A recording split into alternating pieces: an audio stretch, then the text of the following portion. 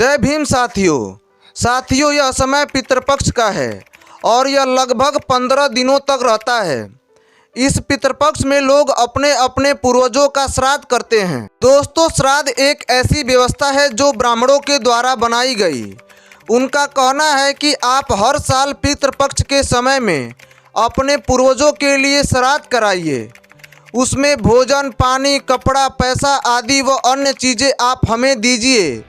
हम आपके पूर्वजों तक पहुंचा देंगे, जिससे आपके पूर्वजों की आत्मा शांत रहेगी। और ये तमाम लोग करते भी हैं, आप सभी खुद देखते होंगे।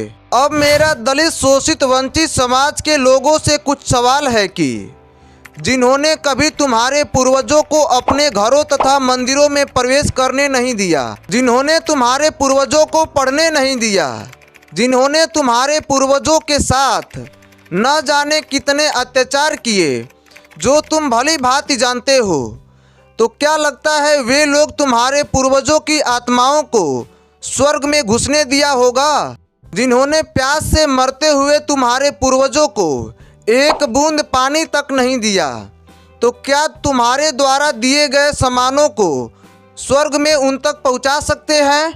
जिन्होंने तुम्हारे पूर्वजों को अन्न का एक दाना तक नहीं दिया, तो क्या लगता है वे लोग तुम्हारे द्वारा दिए गए खीर हलवे को उन्हें खिला सकते हैं? दोस्तों, आप सभी भली भांति जानते हैं कि एक इंसान रूपी जीव का जन्म होता है और वह एक ना एक दिन मर भी जाता है।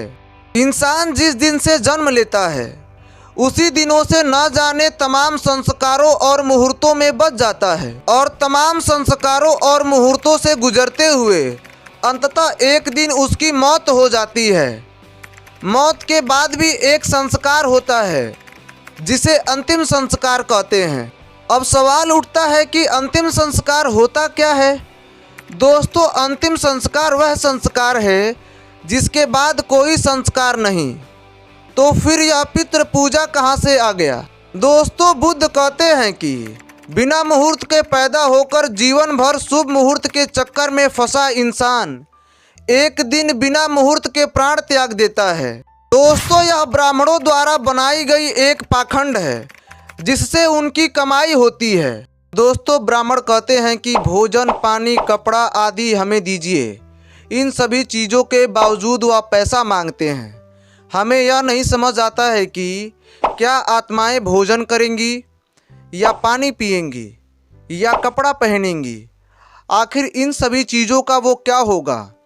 क्योंकि यह सभी चीज़ एक जीवित इंसान ही कर सकता है। भोजन कर सकता है, पानी पी सकता है, वह कपड़ा पहन सकता है। आत्माएं ना तो भोजन कर सकती हैं, ना पानी पी सकती हैं और ना ही कपड़ा पहन सकती हैं।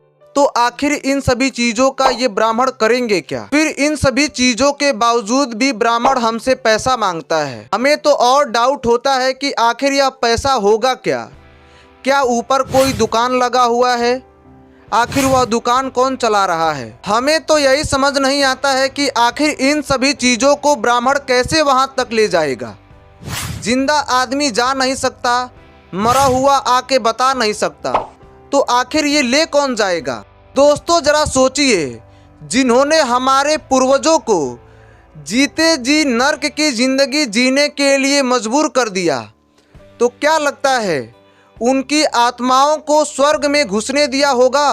क्योंकि ये लोग तो यहाँ पे छुआछूत का भेदभाव रखते हैं, वहाँ पे हमारे पूर्वजों को स्वर्ग में कैसे भेजे होंगे? दोस्तों, हमारे पूर्वज तो कभी ये नहीं आकर के बताए कि हम स्वर्ग में हैं या नर्क में, तो इनको कैसे यह बात जानकारी हुई? दोस्तों, पहले तो ब्राह्मणों के कहने पर मृतक की अस्थियां गंगा जी में बहाई जाती है। फिर हर वर्ष श्राद्ध के नाम पर कौवे को खाना खिलाया जाता है और फिर ब्राह्मण कहते हैं कि आपके पूर्वज कौवे बन गए। दोस्तों, जरा आप खुद विचार कीजिए, इस प्रकार तो सारे पूर्वज कौवे बन गए, मुक्ति तो किसी को मिली ही नहीं। जब सारे कर्म कांड करने के बावजूद भी हमारे पूर्वजों को कौवे ही बनने थे, तो हर साल श्राद्ध के नाम पर पाखंड क्यों? दोस्तों, ध्यान देने वाली बात यह है कि जिस गंगा जी में आपके पूर्वजों की अस्थियां बहाई जाती हैं, सुने हैं कि उसी गंगा जी में जो व्यक्ति नहाता है वह पवित्र हो जाता है।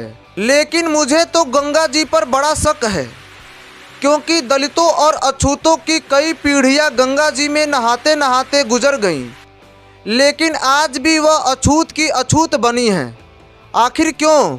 जब गंगा जी आपके पूर्वजों को पवित्र ना कर सकीं, अरे आप अपने पूर्वजों को छोड़ दीजिए, आप अपने आप को ही देखिए। आप ना जाने कितने बार गंगा जी में नहाए होंगे, लेकिन आप आज भी अपवित्र हैं, अछूत के अछूत बने पड़े हैं। तो क्या गंगा जी आपके पूर्वजों की अस्थियां स्वर्ग तक पहुंचा सकती हैं?